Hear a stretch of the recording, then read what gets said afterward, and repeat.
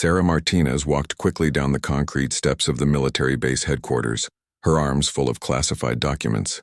The autumn wind whipped through her dark hair as she hurried to deliver the intelligence reports to the communications center. At 28 years old, she had worked as a civilian analyst for the Department of Defense for 3 years, and she took her job seriously. The base was unusually busy that evening. Soldiers moved with purpose across the courtyard, and several black vehicles sat parked near the main entrance. Sarah had noticed the increased activity over the past week, but as a mid-level analyst, she wasn't privy to the details of whatever operation was unfolding. As she reached the middle of the stone staircase, Sarah heard heavy footsteps behind her. She glanced back to see 3 men in expensive suits approaching. They weren't military personnel, and something about their presence made her uncomfortable. The way they walked, the way they looked at her, it felt wrong. "Excuse me, Miss Martinez," one of them called out. His voice was cold, professional. "We need to speak with you." Sarah quickened her pace, but the men moved faster.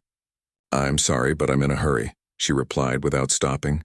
"If you need to schedule a meeting, please contact my supervisor."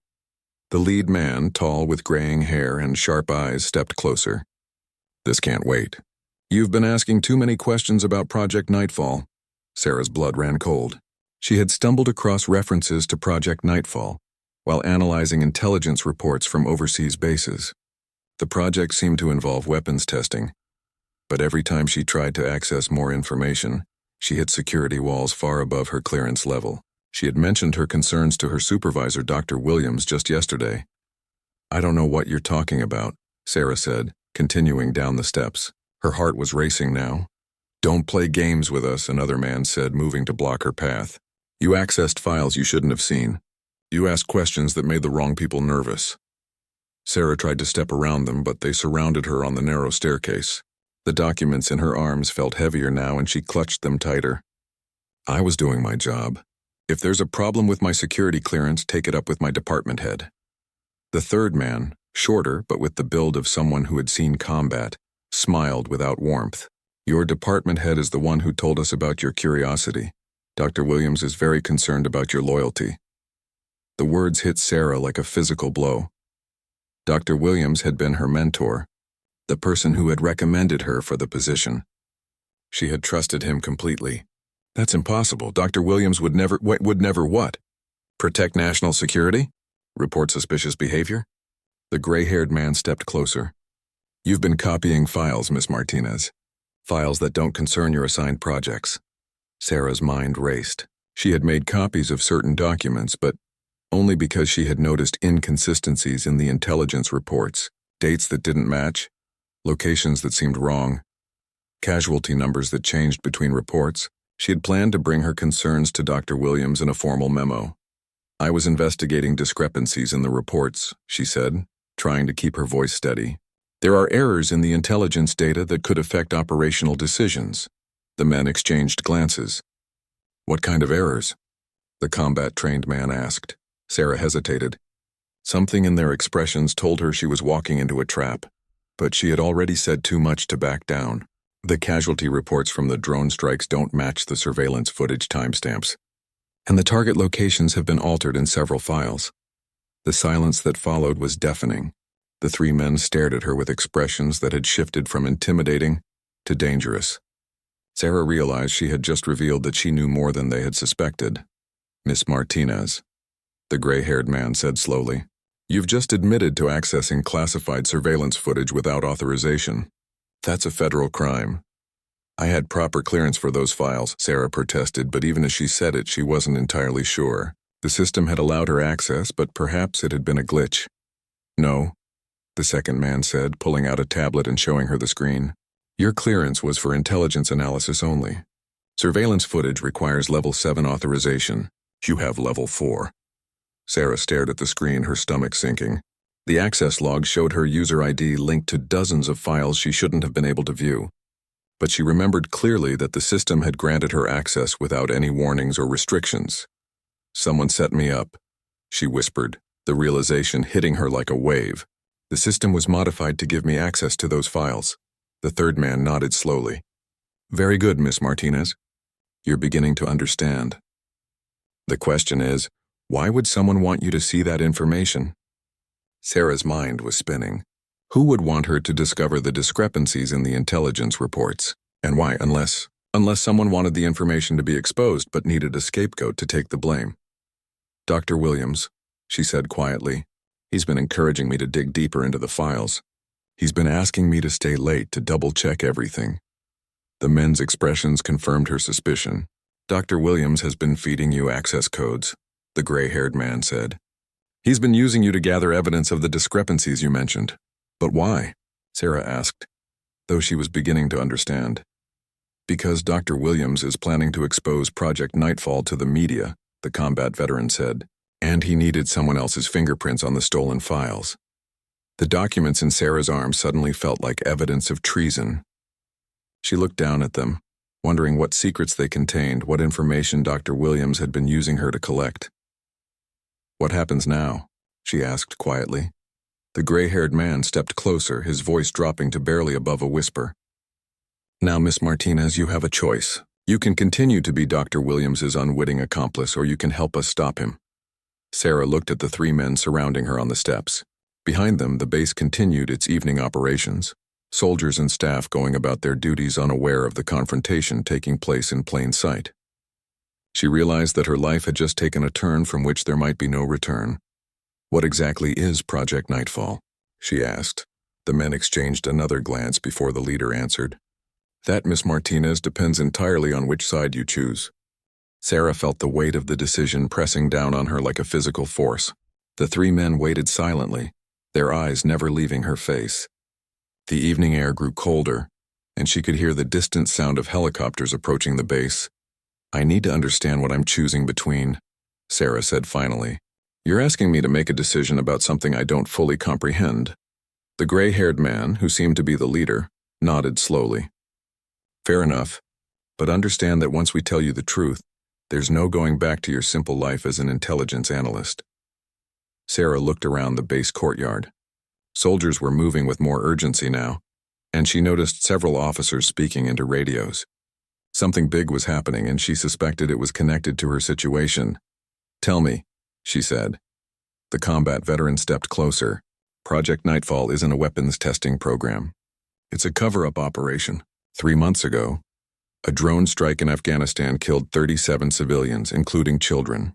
The strike was ordered based on faulty intelligence, but instead of admitting the mistake, certain officials decided to bury it. Sarah's stomach turned. They're covering up civilian casualties. Worse, the second man continued. They're altering the intelligence reports to make it look like the strike was justified. They're creating false evidence of terrorist activity at the location. The gray-haired man took over. Dr. Williams discovered the cover-up 2 weeks ago. Instead of reporting it through proper channels, he decided to take matters into his own hands. He's been using you to gather evidence so he can leak the story to journalists. Sarah felt sick.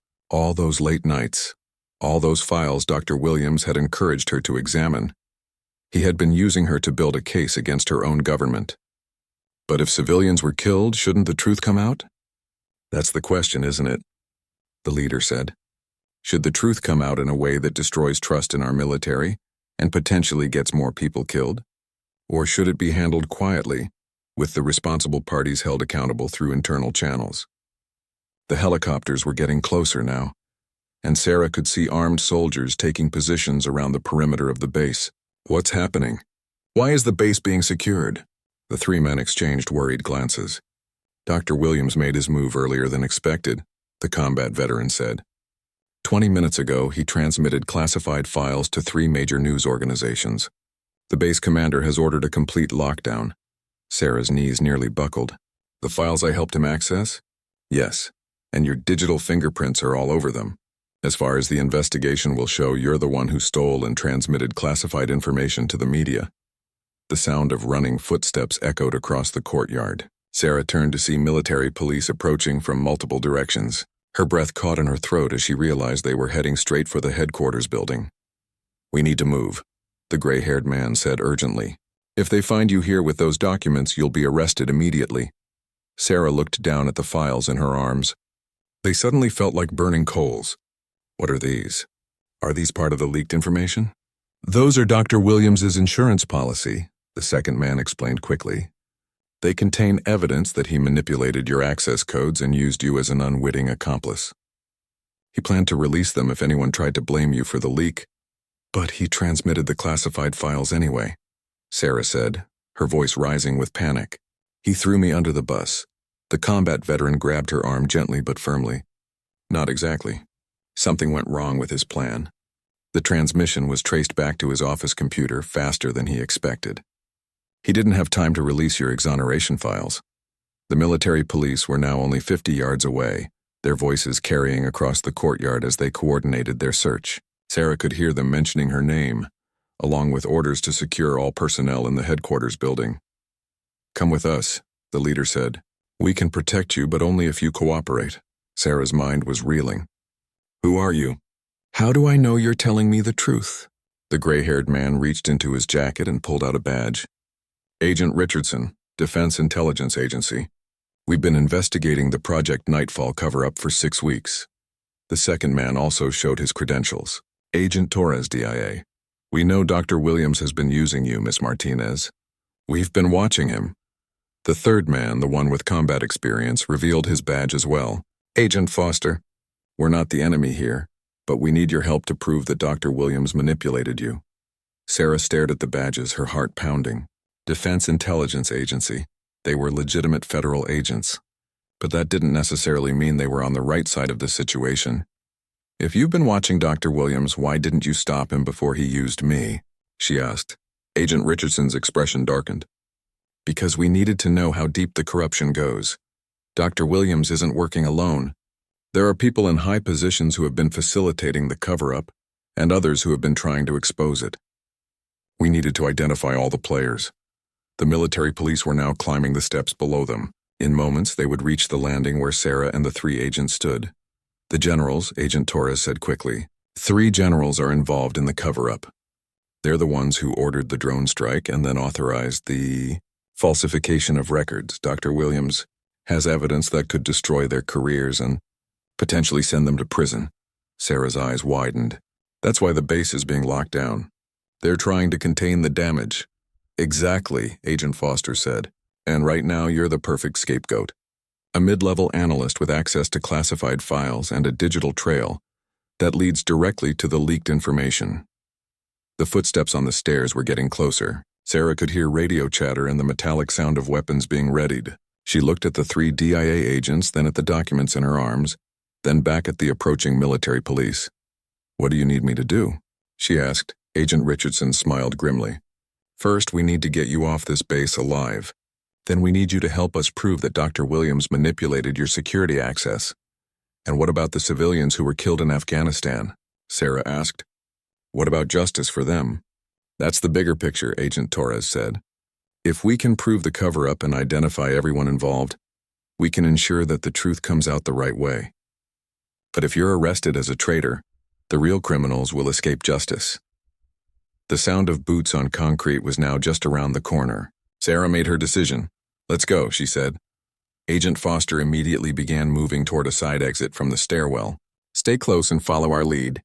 We have a vehicle waiting."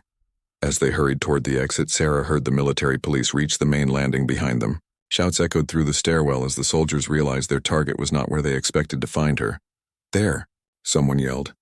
"They're heading for the north exit." The chase had begun. The 3 DIA agents moved with practiced efficiency through the maze of corridors in the headquarters building. Sarah struggled to keep up while clutching the documents, her heart hammering against her ribs as shouts and radio chatter echoed behind them. Agent Foster led the way, his combat training evident in how he checked each corner before proceeding. Agent Torres stayed close to Sarah, ready to assist if she stumbled, while Agent Richardson brought up the rear, occasionally glancing back to monitor their pursuers. "This way," Foster whispered, directing them down a maintenance corridor that Sarah had never noticed before. The fluorescent lights flickered overhead, casting eerie shadows on the concrete walls. As they moved through the narrow passage, Sarah's mind raced with questions. "How long have you been planning this? How did you know Dr. Williams would make his move tonight?" "We didn't," Torres admitted quietly. "We thought we had at least another week. Something spooked him into acting early." They reached a heavy metal door marked with warning signs about authorized personnel only. Foster produced a key card and swiped it quickly. The door clicked open, revealing a stairwell that led down to the building's basement level. "Where are we going?" Sarah asked as they descended the concrete steps. "Maintenance tunnels," Richardson explained. "They connect most of the major buildings on the base. It's how we'll get you out without being seen." The basement was dimly lit and filled with the sound of mechanical systems humming. Pipes ran along the ceiling, and the air smelled of industrial cleaning chemicals and machine oil. Foster led them past rows of electrical panels and water heaters toward another door at the far end. "Agent Richardson," Sarah said as they walked, "you mentioned that 3 generals are involved in the cover-up. Who are they?" Richardson hesitated before answering. "General Morrison, who ordered the original drone strike.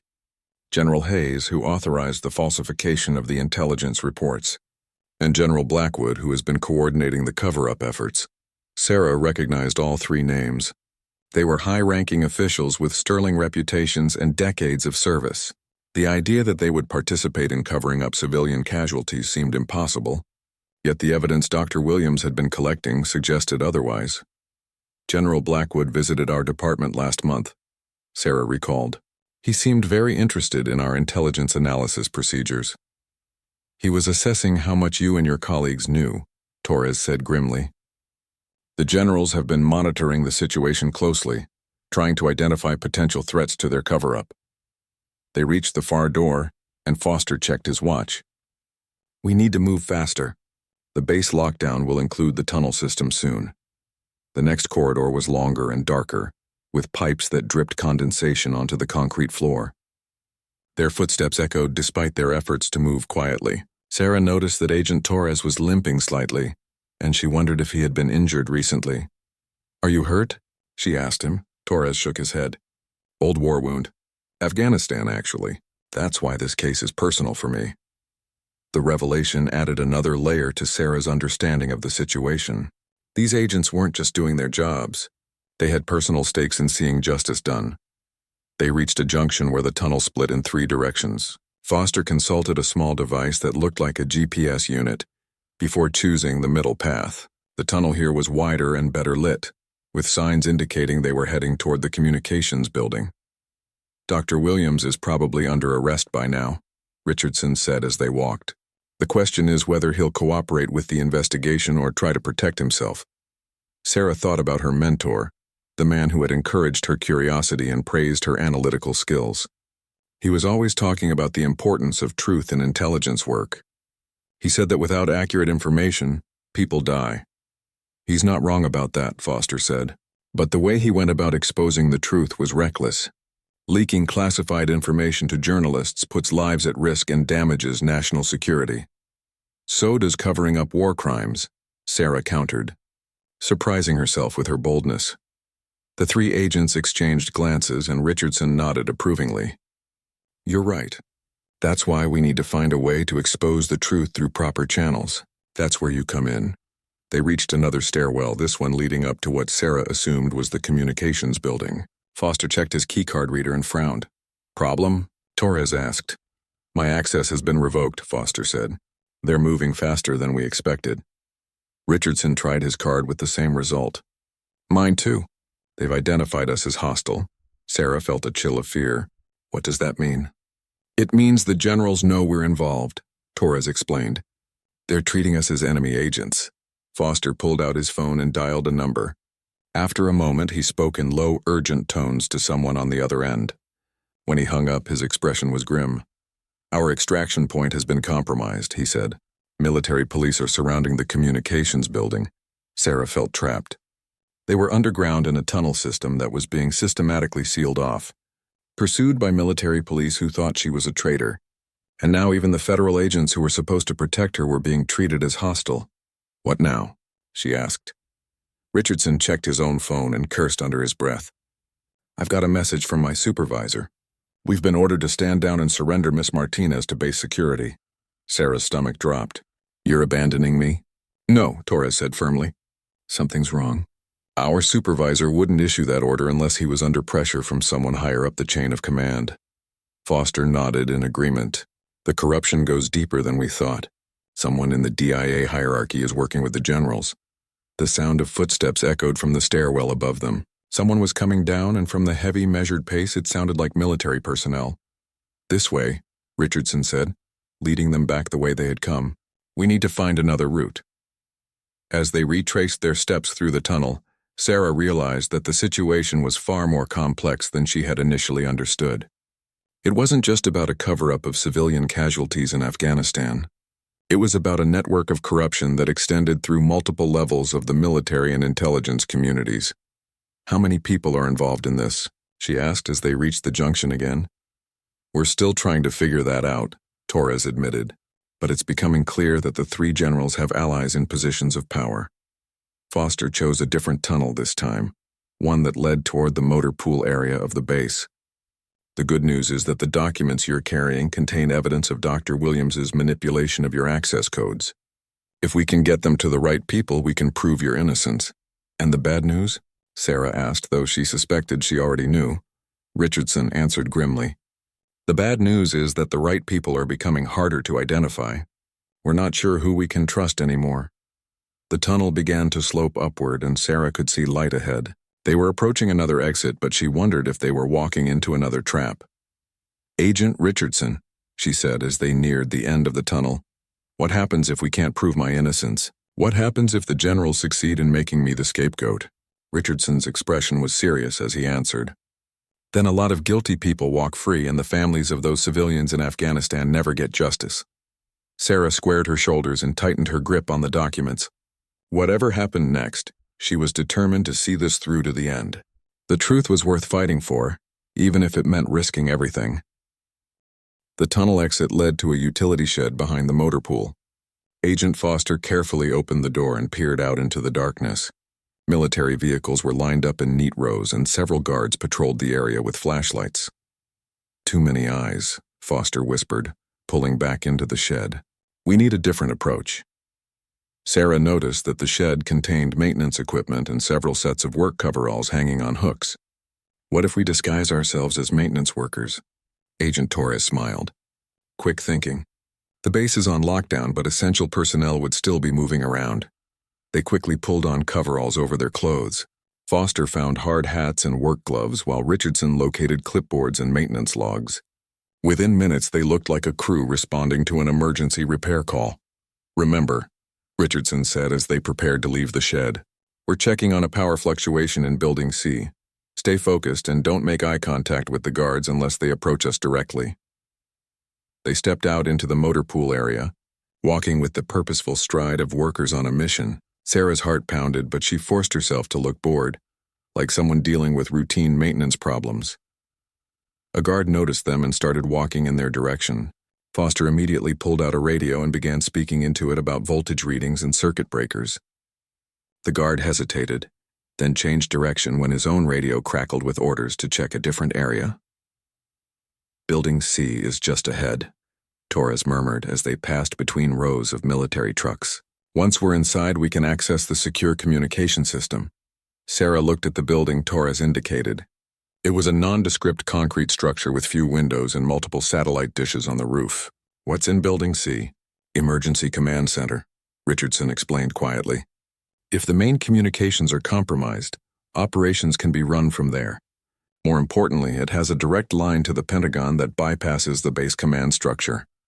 They reached the building's service entrance, and Foster produced another key card. This time the reader flashed green and the door clicked open. Sarah felt a moment of relief, but it was short-lived. As soon as they stepped inside, alarms began blaring throughout the building. Red lights flashed in the corridors, and a computerized voice announced that the facility was in lockdown mode. "Someone triggered the security system," Torres said, his voice barely audible over the alarms. Foster checked his phone. "I've got a message from our contact at the Pentagon. The three generals just made a conference call to the Secretary of Defense. They're claiming that foreign agents have infiltrated the base." Sarah felt sick. They're blaming this on foreign spies? "It's a perfect cover story," Richardson said grimly.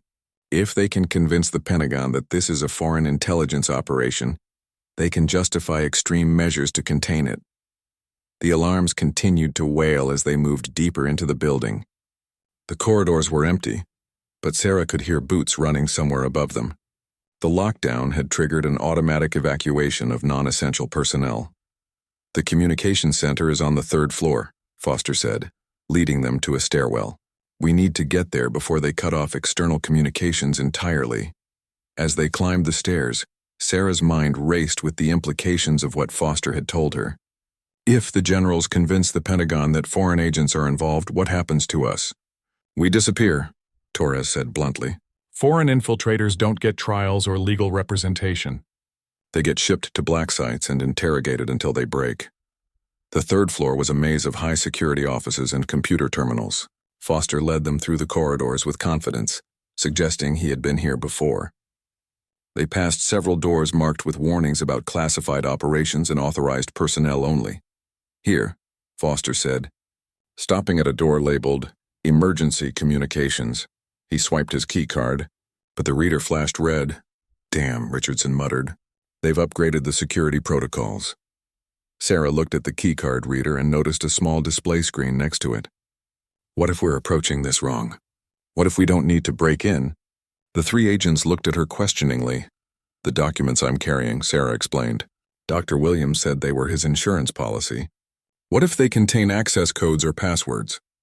Foster examined the papers Sarah was holding.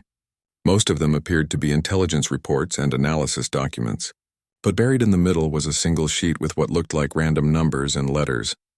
"Bingo," Torres said, pointing to a sequence that matched the format of high-security access codes. "Try inputting that into the reader."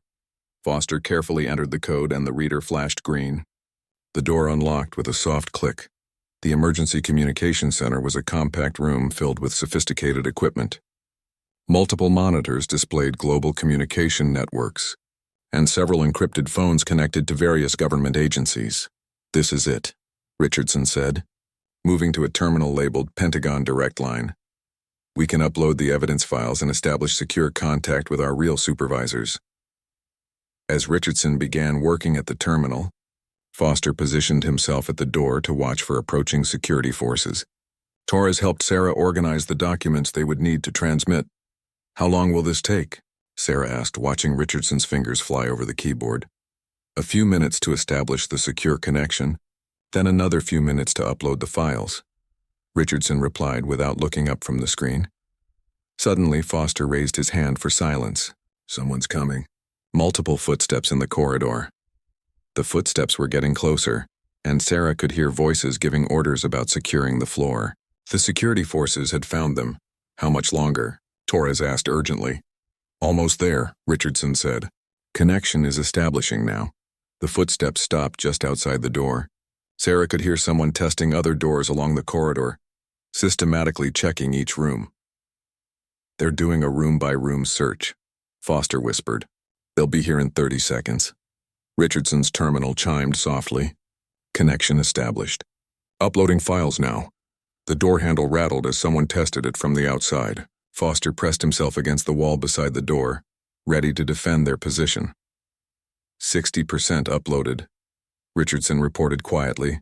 A voice outside the door said, "This one's locked. Must be secure. Call for a key override." Sarah's heart sank. They had maybe 2 minutes before security forces breached the door. 80%, Richardson whispered. Torres moved to another terminal and began typing rapidly. "I'm sending a priority message to the Inspector General's office. If something happens to us, at least they'll know where to look for the truth." The sound of electronic equipment being wheeled down the corridor reached them. Someone was bringing tools to force the door open. 95%, Richardson said. Sarah looked at the documents in her hands and made a decision. She moved to a third terminal and began photographing the pages with her phone. If the upload failed, she wanted backup copies of the evidence. "Upload complete," Richardson announced just as sparks began flying from the door lock. "Secondary message sent," Torres confirmed. Foster backed away from the door as the lock mechanism smoked and sparked. "They're burning through. We've got maybe 10 seconds. Sarah quickly sent the photos from her phone to her personal email account. It wasn't much, but it was something. The door burst open and military police poured into the room with weapons drawn. "Nobody move. Hands where we can see them." Sarah raised her hands, still clutching the documents. The 3 DIA agents also raised their hands, but their expressions were calm, almost satisfied. "Too late." Richardson said quietly to the lead officer. The evidence is already in the right hands. The officer's radio crackled and Sarah heard a familiar voice giving orders. It was General Blackwood, and he sounded furious. Bring them all to the secure holding facility, the general's voice commanded. No communication with outside agencies. This is now a matter of national security. As the military police handcuffed them, Sarah realized that their real fight was just beginning. They had managed to transmit the evidence, but now they had to survive long enough for someone to act on it. The secure holding facility was a windowless concrete building that Sarah had never seen before, despite working on the base for 3 years. Military police escorted them through multiple security checkpoints, each more intimidating than the last. Their handcuffs were replaced with zip tie restraints, and they were separated into individual cells. Sarah's cell was barely larger than a closet, containing only a metal bench and a single bright light that stayed on constantly. The walls were painted institutional green, and she could hear muffled voices and footsteps from the corridor outside. The documents that had seemed so important were gone, confiscated by the guards along with her phone and personal belongings. Hours passed before anyone came to speak with her. Sarah had no way to tell time, but her stomach was growling and the constant fluorescent light was giving her a headache. When the cell door finally opened, she was surprised to see a woman in civilian clothes rather than military personnel. Miss Martinez, the woman said, stepping into the cell. I'm Agent Patricia Walsh, Office of Inspector General. I understand you've had quite an eventful evening. Sarah studied the woman's face, looking for clues about whether she could be trusted. Agent Walsh appeared to be in her 40s, with graying hair pulled back in a simple ponytail, and intelligent brown eyes that seemed to miss nothing. Are you here to help me or interrogate me? Sarah asked cautiously. Agent Walsh smiled. A little of both, actually. The transmission your DIA friend sent to the Pentagon has caused quite a stir. 3 generals are currently being questioned, and there's a team of investigators going through the Project Nightfall files. Sarah felt a wave of relief wash over her. So you know I was being used by Dr. Williams? We know a lot of things, Walsh said, sitting down on the bench beside Sarah. We know that Dr. Williams manipulated your security access. We know that he's been collecting evidence of the cover-up for weeks.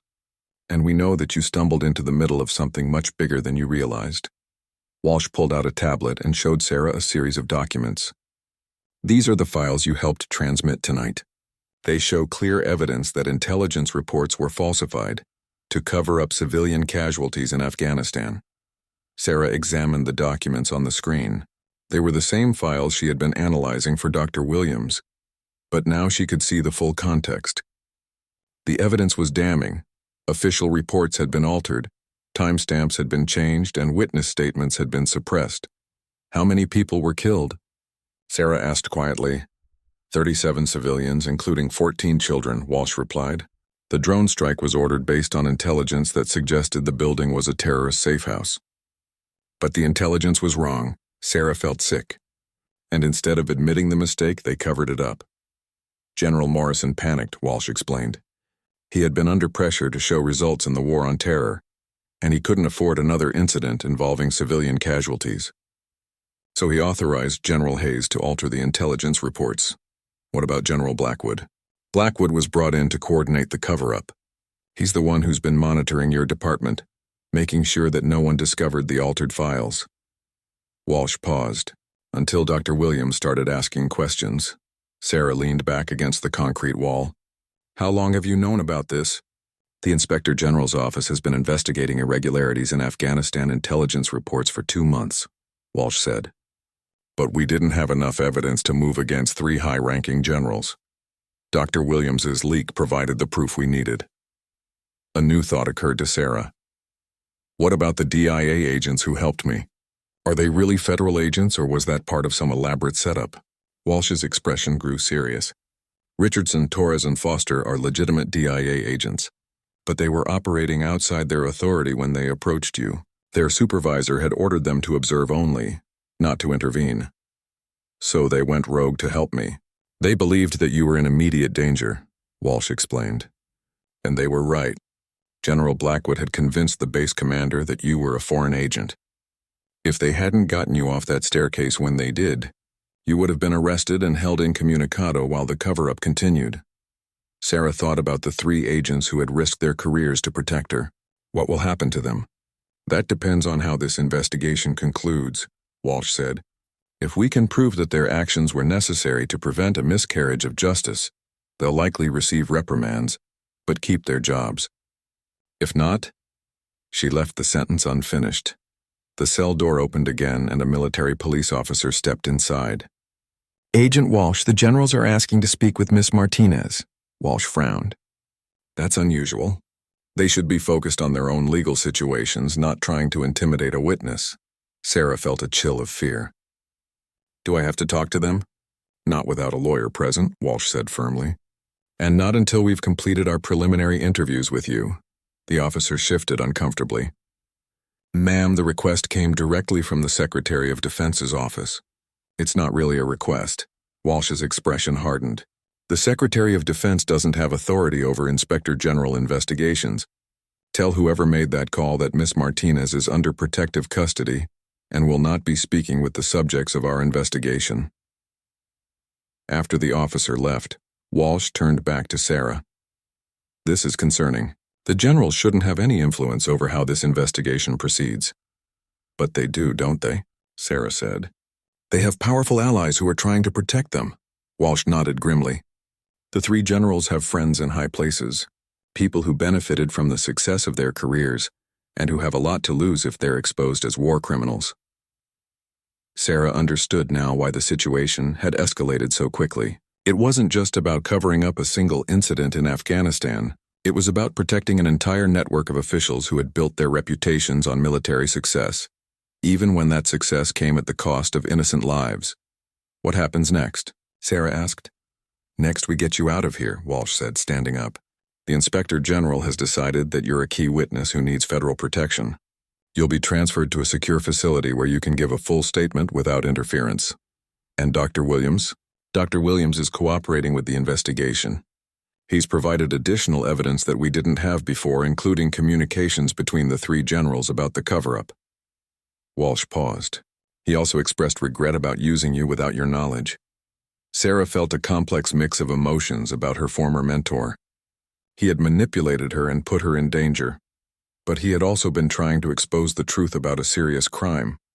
"Will the families of the civilians who were killed ever get justice?" Sarah asked. Walsh's expression was sad but determined.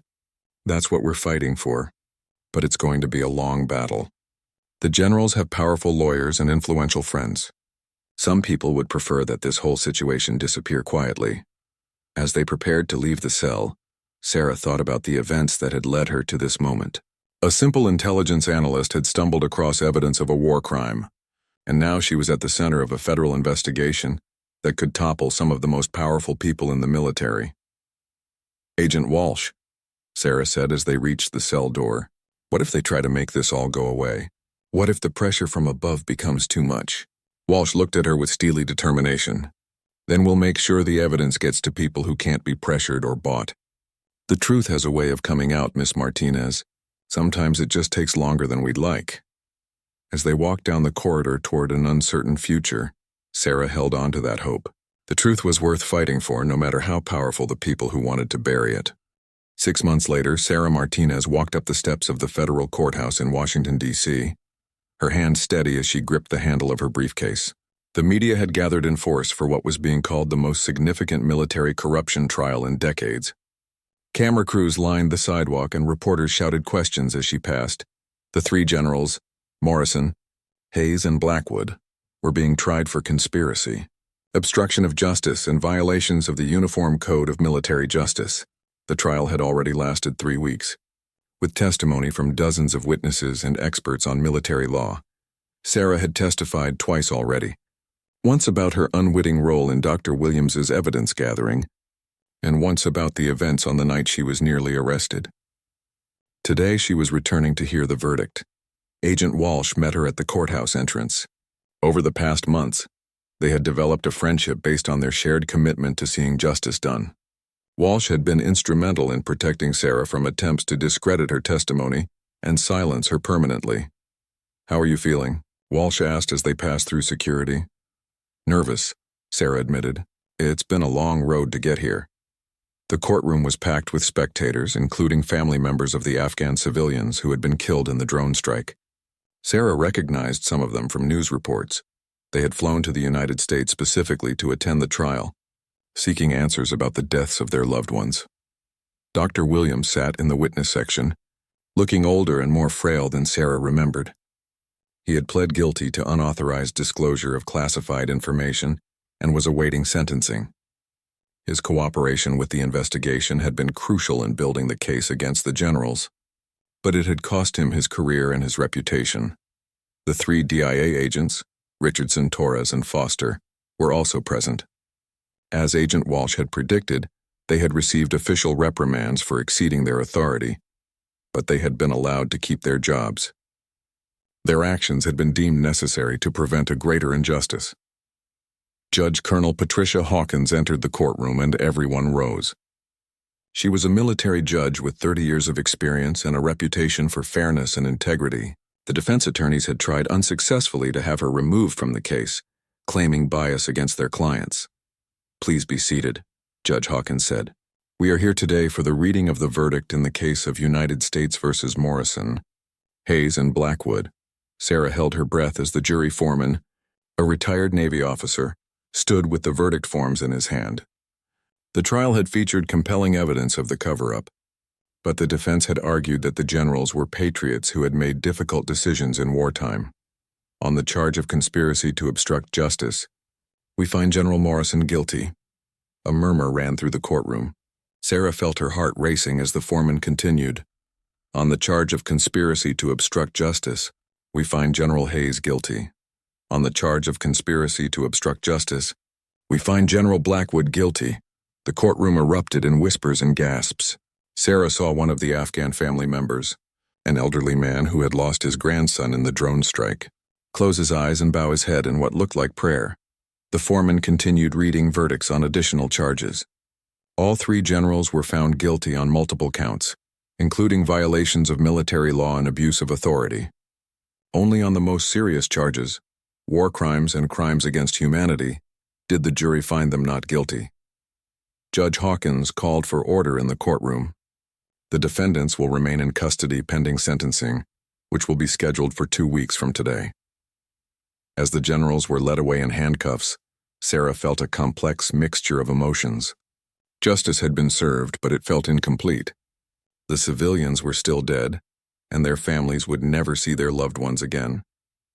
Outside the courthouse, Sarah found herself surrounded by reporters asking for her reaction to the verdict. She had prepared for this moment, thinking carefully about what she wanted to say. "I'm grateful that the truth has finally come out," she said, speaking into the cluster of microphones. "But we should remember that this case started with the deaths of innocent people in Afghanistan. Their families deserve our compassion and our commitment to ensuring that something like this never happens again." One reporter shouted a question. "Do you think the generals received fair punishment?" Sarah paused, thinking about everything she had learned over the past months. The legal system has done its job, but the real question is whether we've learned anything that will prevent future cover-ups. The truth only came out because people were willing to risk their careers and their safety to expose it. Another reporter asked, "What are your plans now? Will you return to intelligence work?" Sarah smiled. "I've accepted a position with a non-profit organization that works to protect whistleblowers and promote government transparency. I want to help other people who find themselves in situations like mine." As the crowd of reporters dispersed, Agent Walsh approached her. "That was well said. You've come a long way from the scared analyst I met in that holding cell." Sarah looked back at the courthouse where the wheels of justice had finally turned in favor of truth and accountability. "I've learned that ordinary people can make a difference when they're willing to stand up for what's right. But they shouldn't have to do it alone." Walsh nodded. "The system failed you in a lot of ways. If it hadn't been for Dr. Williams's investigation and the DIA agents who protected you, the truth might never have come out. And if it hadn't been for investigators like you who were willing to pursue the case even when powerful people wanted it buried," Sarah added. They walked together toward the street where Sarah's new life awaited. The trial was over, but the work of ensuring government accountability was never finished. "Sarah," Walsh said as they reached the sidewalk, "there's something you should know. The Inspector General's office has received information about other potential cover-ups in different military operations. If you're interested, your experience and expertise could be valuable in investigating them. Sarah considered the offer. Part of her wanted to put this chapter of her life behind her and move on to something completely different, but she thought about the Afghan families in the courtroom and the other families around the world who might be seeking answers about their own losses. "Send me the details," she said. "The truth is worth fighting for no matter how long it takes." As she walked away from the courthouse, Sarah reflected on the events that had brought her to this moment. A simple mistake in accessing the wrong files had led to the exposure of a conspiracy that reached the highest levels of military command. It had been a terrifying and dangerous journey, but it had also shown her the importance of courage in the face of injustice. The steps where she had first encountered the three men who changed her life were hundreds of miles away, but Sarah would never forget the moment when she had to choose between her safety and her conscience. She had chosen truth, and despite all the dangers and difficulties that followed, she knew she would make the same choice again. The fight for justice was never easy, but it was always worth it. And now Sarah Martinez was ready to help others who found themselves facing that same difficult choice.